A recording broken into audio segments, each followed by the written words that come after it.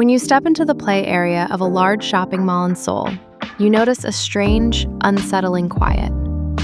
The colorful lights and slides of the kids' cafe are still there, but the laughter of children that should fill those spaces has grown faint. Maternity hospitals are closing. Elementary schools are merging their classes. Military units are struggling to operate due to staffing shortfalls. In numbers, this was a crisis that had been signaling itself for a long time.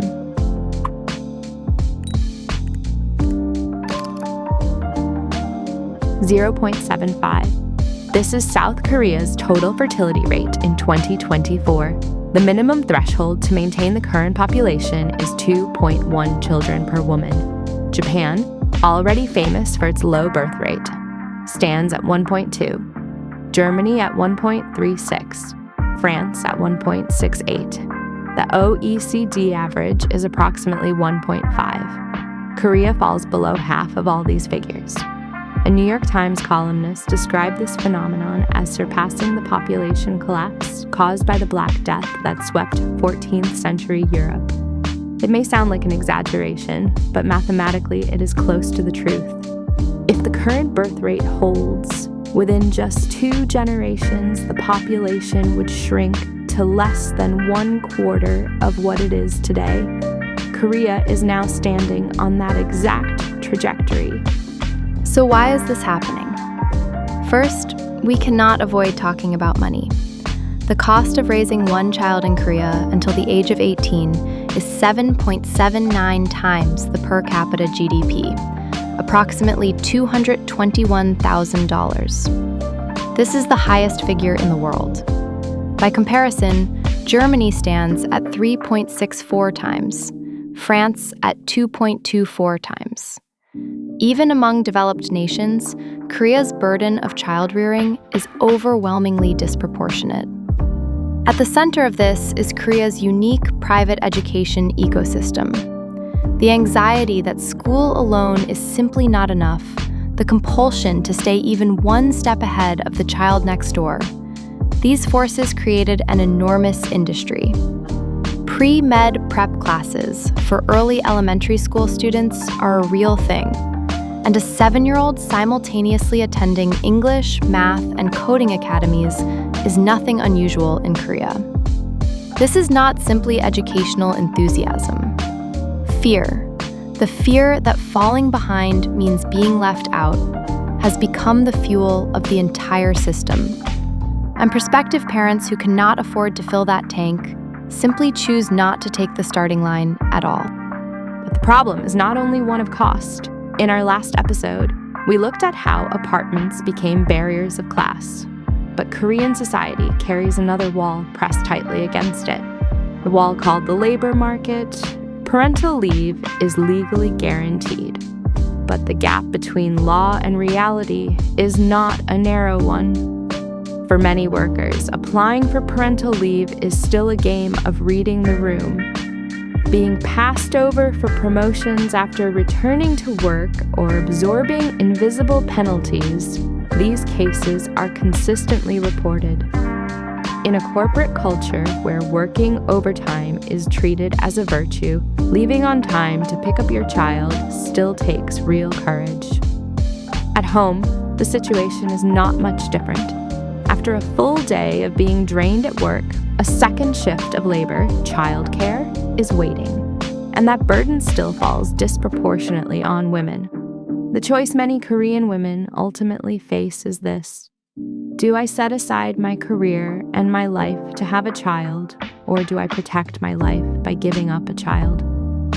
This is not a refusal to reproduce. It is the most rational decision available within the conditions given.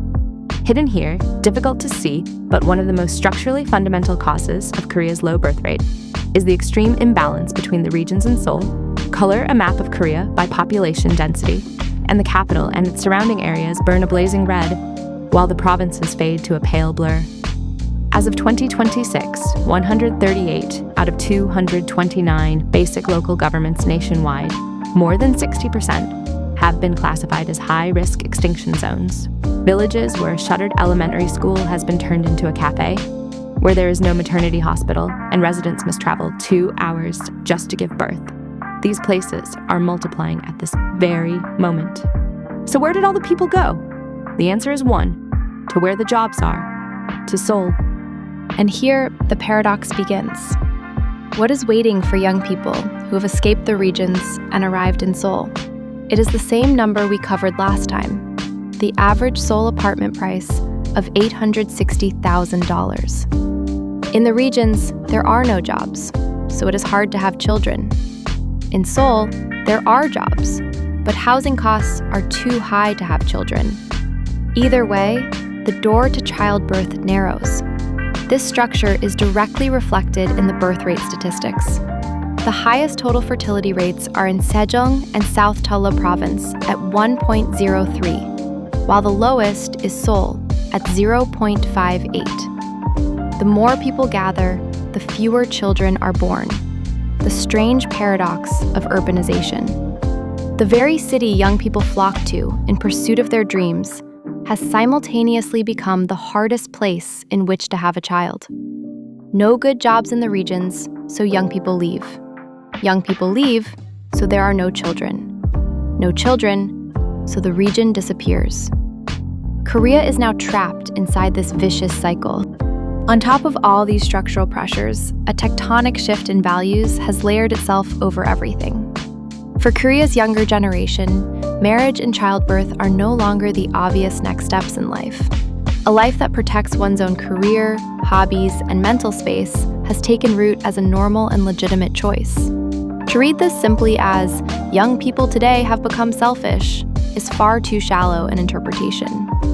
Unaffordable housing, a punishing work environment, hollowing out regions, a society that sends no signal from any direction that having a child is welcome. The shift in values may well be a response to the message that society has been sending to young people over decades. Has the government simply done nothing? No. The Korean government invested over $185 billion in low birth rate countermeasures over approximately 17 years since 2006. Roughly $29 million poured in every single day. Over that same period, the total fertility rate dropped from 1.12 to 0.72, moving in the wrong direction. The paradox tells us one thing clearly. Simply raising childbirth subsidies and expanding childcare budgets will not solve this problem. Apartment prices, the structure of the labor market, concentration in the capital, the education system. Unless the blueprint of society as a whole is redrawn, the numbers will not change. Korea's low birth rate is not the product of selfishness from any single generation. It is a veto, cast in silence, after young people spent decades bearing the weight of a structure stacked layer upon layer against them, and finally could hold it no more. And we must all ask, is this a society that makes you want to bring a child into it? Until that answer changes, no number will fundamentally shift. Behind the low birth rate lies a single gateway that serves as the starting point for all its causes. Before finding a home, before even thinking about having a child, there is a door that must be passed through first. Millions of young people pour in from the regions to Seoul, only to find yet another wall standing in front of them. Thousands of job applications, hundreds of rejection notifications, and a door that grows narrower with every passing year. Next time, we will talk about Korea's youth employment crisis,